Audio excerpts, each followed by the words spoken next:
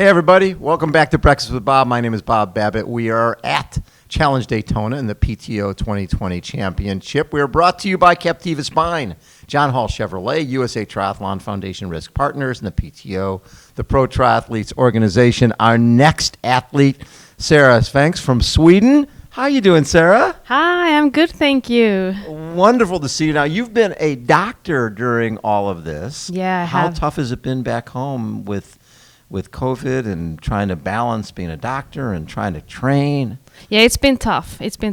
But since there were no races, Yes. it's been a little bit on downtown for my training. Yeah. How scary has it been being in the hospitals? And Well, I haven't been working directly with the COVID patients, but I have a lot of friends who does, and it's been scary. Yeah. it's been really Yeah, scary.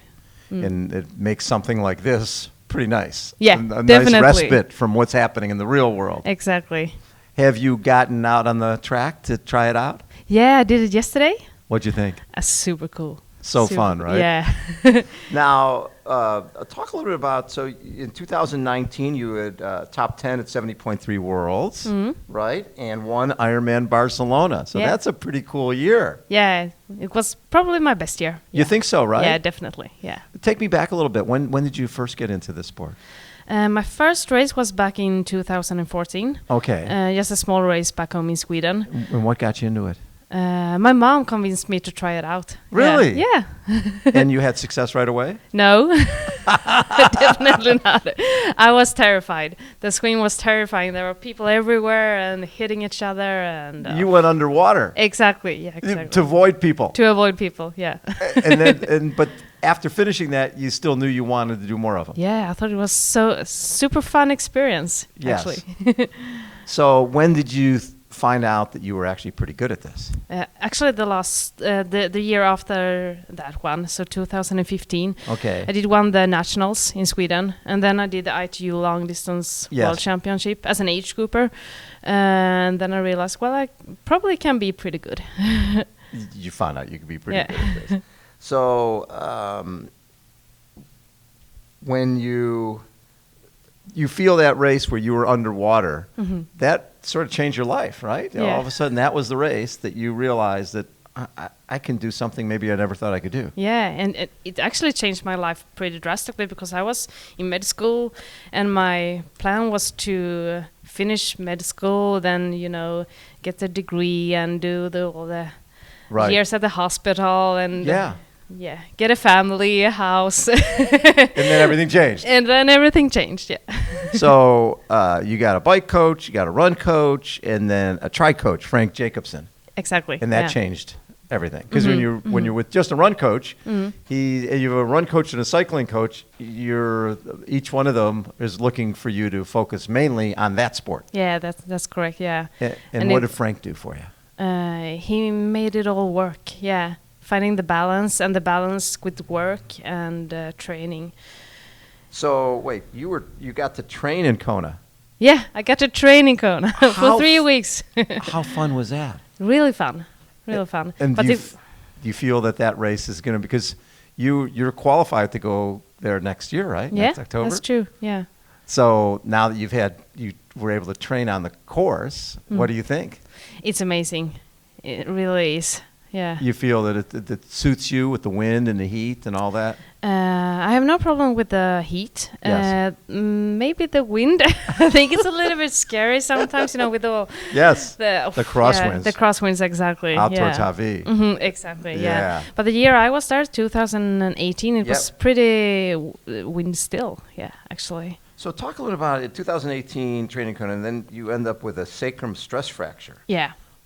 And so you were ready to you were in Kona that year. Yeah, I was in Kona ready to do the race, and then my last long run I felt a little bit of back pain, and then just got worse and worse and worse. But you're in Kona, it's 1 week to race, and I cross my fingers and hope it will get away, but it didn't. And when I got home, I did an MRI scan, and it showed a stress fracture. Oh, but you were able to do the swim. Yeah, I did a swim, but then I couldn't run through transition. You couldn't even run through transition. No. It was that bad. And so you did it that last week leading into Kona. Yeah. So you trained there for 3 weeks. You're all ready to go, and that last week you get that stress fracture. Yeah.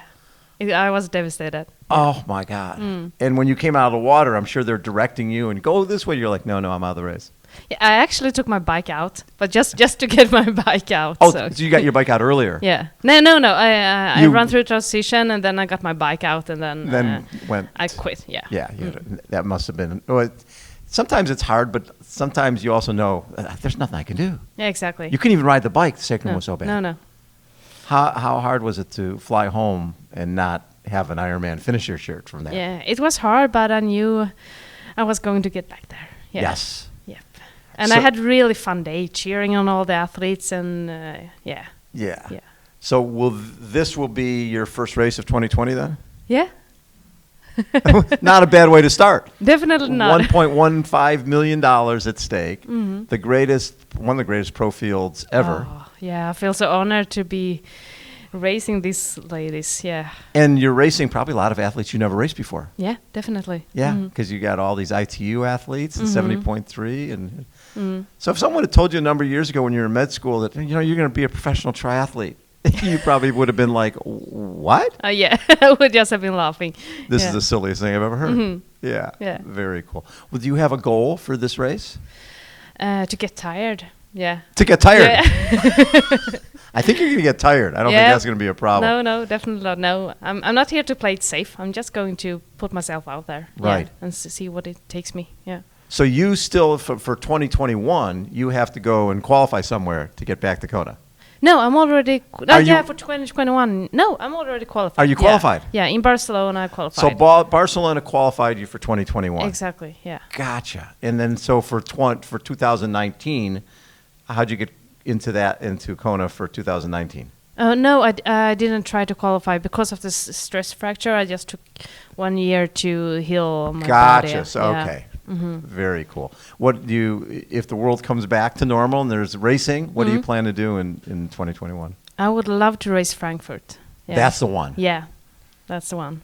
That one suits you. What type of course suits you best, do you think? Actually, I don't know because run is my specialty. Yes. But I think I like hilly bike courses, but I'm not a technical rider, so I'm pretty bad going downhill. Right. So I actually don't know what suits me the best. I think a course that's on a racetrack suits you the best, right? Let's hope. With some of the greatest athletes on the planet there, so to push you to go faster. Exactly. Very cool.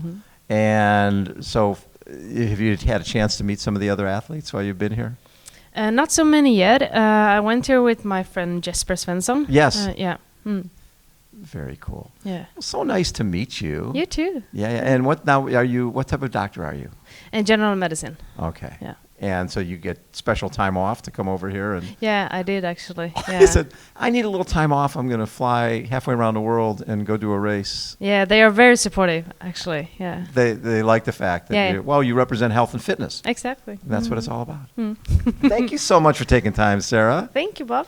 Sara Svensk has been our guest again. Breakfast with Bob, Challenge Daytona PTO 2020 Championship. Hold on, everybody. We will be right